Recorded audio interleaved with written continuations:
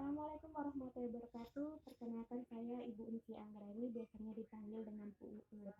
Nah, untuk kelas 10 IPS, saya biasanya mengampu mata pelajaran sosiologi. Nah, teman-teman, sebelumnya saya ucapkan selamat datang di SMA 1 Bangil. Anda sudah secara sah menjadi siswa-siswi SMA N 1 Bangil. Kita mencoba melihat materi sosiologi. Nah, pertanyaannya adalah, teman-teman sudah pernah mendapatkan ilmu sosiologi pada waktu SMP? Atau ketika di SMP, Anda sudah pernah mempelajari tentang ilmu sosial? Gitu ya. Nah, nanti kita akan berbicara mengenai sosiologi secara spesifik dan mendalam pada kelas 10 IPS. Oke. Ketika kita melihat gambar di atas, ada gambar di mana anak-anak SMK tawuran atau anak SMA tawuran gitu ya. Kemudian gambar sebelahnya ada anak-anak yang bolos sekolah. Kemudian di sampingnya juga ada gambar di mana anak-anak yang bolos sekolah ketahuan sama gurunya. Di bawah sebelah kiri ada gambar di mana orang tua gitu ya, seorang laki-laki atau bapak yang membonceng lebih dari satu. Nah, ini kan melanggar istilahnya peraturan lalu lintas. Kemudian di bawah pojok kanan gitu ya, segerombolan orang-orang yang memakai baju oranye berselfie dengan riah, padahal mereka adalah para koruptor. Nah, ketika kita belajar sosiologi, kita tidak hanya belajar mengenai gambar tersebut, tapi kita mencoba menganalisis dari gambar tersebut sebenarnya apa yang terjadi. Ya, jadi kita istilahnya mencoba mencari tahu bagaimana proses-proses terjadinya permasalahan tersebut dan akibatnya.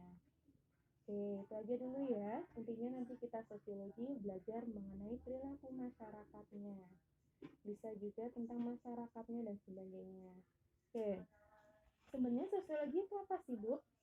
Nah, sosiologi itu berasal dari dua kata sosius dan logos. Sosius artinya adalah kawan atau teman. Sedangkan logos dari bahasa Yunani yang berarti ilmu. Jadi sosiologi adalah ilmu yang berbicara kawan atau teman atau masyarakat. Jadi membicarakan tentang masyarakat, tetapi bukan gibah loh ya. Gitu ya. Jadi kita membicarakannya secara umum. Hal-hal yang terjadi di dalam masyarakat, kemudian kita mencoba mencari tahu permasalahan tersebut dan mencari tahu bagaimana solusi yang tepat. Oke, kalau sosiologi menurut William Colburn adalah suatu upaya ilmiah untuk mempelajari masyarakat dan perilaku sosial anggotanya dan menjadikannya masyarakat yang bersangkutan dalam berbagai kelompok dan kondisi. Nah, kita tahu bahwasanya di dalam masyarakat itu sebenarnya banyak sekali kelompok-kelompok sosial di dalamnya dan bagaimana situasi yang ada di dalamnya. Misalnya ketika kita ada di dalam kelompok masyarakat desa deh. Nah, nanti ketika kamu lihat di masyarakat desa itu sebenarnya juga ada kelompok-kelompok di dalamnya. Ada kelompok ibu PKK, kelompok bapak-bapak arisan, ada yang namanya kelompok bapak-bapak keagamaan dan sebagainya. Jadi banyak hal, ada kelompok karang taruna dan sebagainya. Nanti kita lihat bagaimana pola-pola yang ada di dalamnya, interaksi yang ada di dalamnya, dan bagaimana pula kondisinya gitu ya. Atau biasanya ibu menjelaskannya lebih mudah dengan bahasa yang lebih mudah. Sosiologi adalah ilmu yang mempelajari hubungan atau interaksi sosial. Jadi sebenarnya hubungan atau interaksi sosial itu apa sih, Bu? Jadi harus ada timbal baliknya. Kalau nggak ada timbal balik, bukan namanya hubungan, gitu ya. Nah, interaksi yang bagaimana, Bu? Interaksi itu antar individu. Misalnya, ketika Rina dan Rini berbicara, itu sudah bisa dikatakan sebagai interaksi. Kemudian individu kelompok, misalnya Rini berbicara kepada 10 IPS 1, 10 IPS 2, 10 IPS 3. Atau misalnya Bu Uut lagi menjelaskan materi kepada 10 IPS 1, 10 IPS 2, dan 10 IPS 3. Jadi misalnya kayak gitu ya. Dan terakhir adalah kelompok dengan kelompok. Misalnya interaksi antara 10 IPS 1 dan 10 IPS 2. Ini salah satu contoh interaksi yang terkelompok. Atau misalnya ketika kamu lihat nonton sepak bola gitu ya, kamu melihat segerombolan kelompok Persebaya dan segerombolan kelompok Arema. Bagaimana nanti interaksi yang ditimbulkan dari keduanya? Jadi kita bukan hanya melihat interaksi itu secara kasat mata, tetapi kita juga melihat bagaimana hasil atau timbal balik dari interaksi tersebut. Gitu ya. Oke. Jadi sebenarnya Bu, ketika kita bicara tentang sosiologi, siapa sih Bu yang kita teliti? Objeknya siapa sih Bu?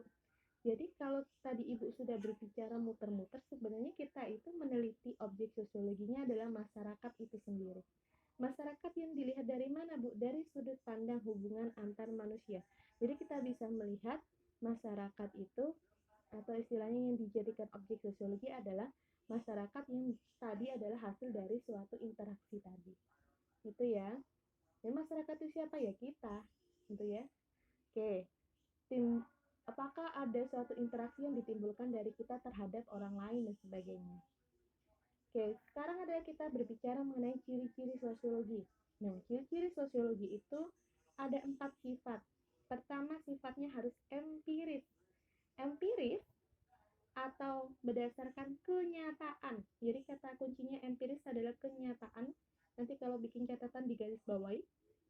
Empiris adalah ilmu yang didasarkan pada hasil observasi atau pengamatan terhadap kenyataan dan akal sehat sehingga hasilnya tidak spekulatif.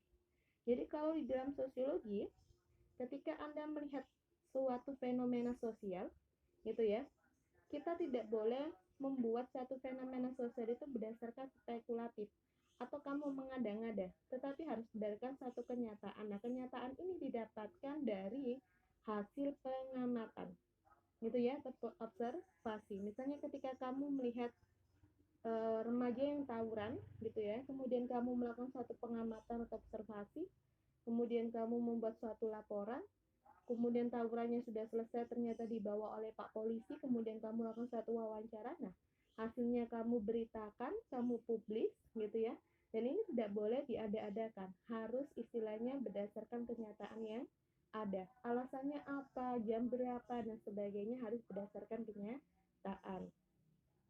Yang kedua adalah teoritis. Teoritis itu adalah menyusun abstraksi dari hasil-hasil observasi. Nah, dari hasil-hasil observasi tadi, kamu buat konsep-konsep, kemudian kamu susun menjadi suatu teori, ini yang dinamakan dengan teoritis. Jadi gampangannya gitu. Jadi hasil dari pengamatanmu tadi membentuk suatu cerita, cerita itu bisa kamu konsepkan, kemudian membentuk suatu teori yang ada. Misalnya, kamu melihat perilaku konsumtif anak remaja. Kamu lihat bagaimana alasannya anak-anak remaja tersebut melakukan suatu perilaku konsumtif, kemudian dibentuk suatu teori. Nah, itu bisa. Nah, sedangkan kumulatif adalah ilmu yang dibentuk berdasarkan teori yang sudah ada. Jadi, pengembangan dari teoritis tadi. Jadi, sebenarnya ini sudah urut ya. Empiris, teoritis, kemudian kumulatif. Jadi, diingat-ingat urutannya. Nah, kumulatif itu didasarkan sebagai teori yang sudah ada. Misalnya, dulu ketika kita SMP atau SD pernah membaca sebuah artikel bahwasanya manusia itu lahir atau istilahnya berevolusi dari kera. Nah, ternyata itu kan teoritisnya seperti itu ya. Kita berasal dari kera. Ternyata teori tersebut salah, dibantah. Kemudian muncul teori-teori yang lain yang inilah kemudian disebut dengan kumulatif. Jadi tujuan kumulatif adalah memperbaiki, memperluas, dan memperhalus teori-teori yang lama.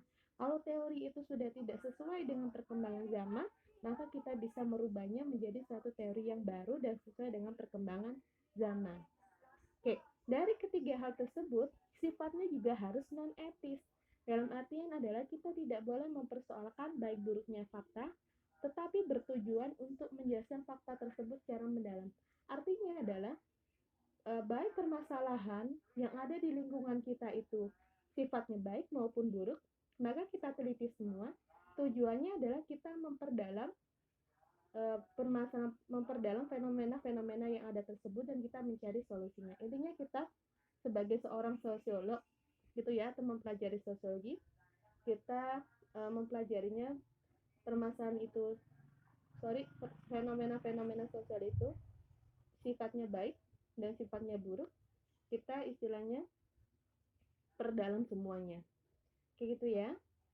Jadi bertujuan secara analitis, kita perdalam.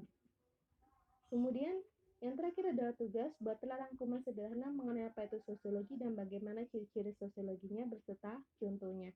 Nah, anak-anak tugasnya sederhana, boleh berdasarkan video yang Ibu buat, atau misalnya kalian cari informasi dari buku atau internet.